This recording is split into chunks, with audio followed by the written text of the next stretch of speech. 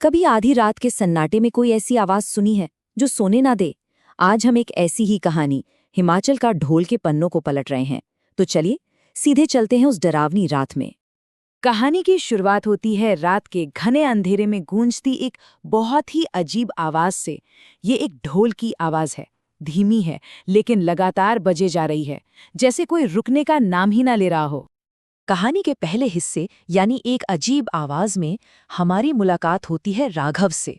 वो अपने घर में अकेला है और यही वो आवाज है जो उसे बेचैन किए हुए है।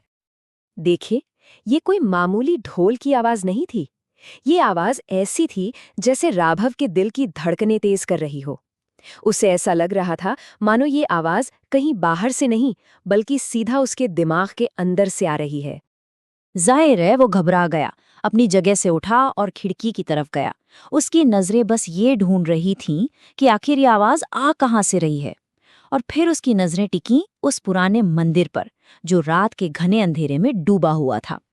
और खिड़की के बाहर जो मंजर था उसे देखकर तो जैसे राघव की रूह ही कांप गई। उस पुराने मंदिर के ठीक सामने एक काली सी परछाई खड़ी थी, हाथ में एक बड़ा सा ढोल लिए हुए, और वो उसे बिना रुके एक ही लय में बजाए जा रही थी। सोचिए, इस मंजर में सबसे ज्यादा डरावनी बात क्या थी?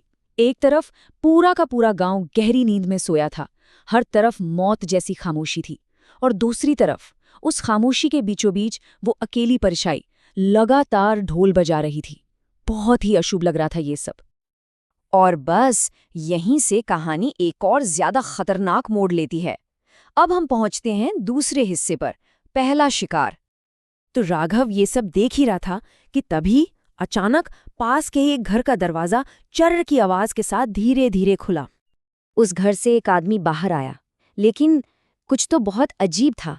उसकी आंखें बंद थीं, बिल्कुल वैसे जैसे कोई नींद में चल रहा हो, और उसके कदम अपने आप उसे उसी मंदिर की तरफ खींच रहे थे जहां वो परछाई ढोल बजा रही थी।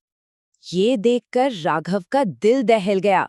उसने जोर से चिल्लाकर उस आदमी को रोकने की कोशिश की, उसे चेताया कि वो आगे न जाए। पर उसकी आवाज का उस आदमी पे कोई असर ही नहीं हुआ। वो तो बस चलता रहा। ऐसा लग रहा था जैसे वो किसी और ही दुनिया में हो और उसे उस ढोल की आवाज के अलावा कुछ भी सुनाई नहीं दे रहा। जैसे ही वो आदमी मंदिर के बिल्कुल करीब पहुंचा, अचानक ढोल की वो आवाज बंद हो गई और चारों तरफ एक भयानक सन्नाटा छा गया। और फिर उस सन्नाटे को तोड़ा एक दिल दहला देने वाली चीख ने। वो ऐसी चीख थी मानो कोई उस आदमी की आत्मा को उसके शरीर से खींच रहा हो। राघव अपनी आंखों पर यकीन नहीं कर पाया। अगले ही पल उस आदमी का शरीर हवा में गायब हो गया। जी हाँ, वहां अब कुछ भी नहीं था, जैसे वो आदमी वहां कभी था ही नहीं। राघव के तो डर के मारे पैर कांपने लगे। उसके दिमाग में बस यही सवाल घूम रहे थे, आखिर ये क्या था? कोई इंसान ऐसे कैसे गायब हो सकता है? लेकिन शायद कहानी का सबसे डरावना पल तो अभी बाकी था। अब हम आते हैं कहानी के आखिरी और सबसे खौफनाक हिस्से पर, आंखों में दहशत। देखिए, अब तक वो काली परछाई मंदिर की तरफ मुंह करके खड़ी थी, लेकिन अब वो घूम चुकी थी और अब वो सीधा राघव की खिड़की की तरफ, उसी की तरफ देख रही थी।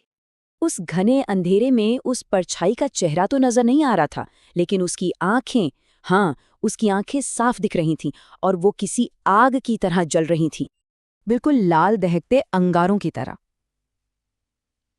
राघव को ऐसा लगा जैसे वो आंखें सीधा उसकी आत्मा के आर पार देख रही हों। और इसी खौफनाक मोड़ पर ये कहानी फिलहाल रुक जाती है। अब राघव का क्या होगा? वो परछाई आखिर कौन थी और उसका मकसद क्या है? ये जानने के लिए तो हमें इंतजार करना होगा।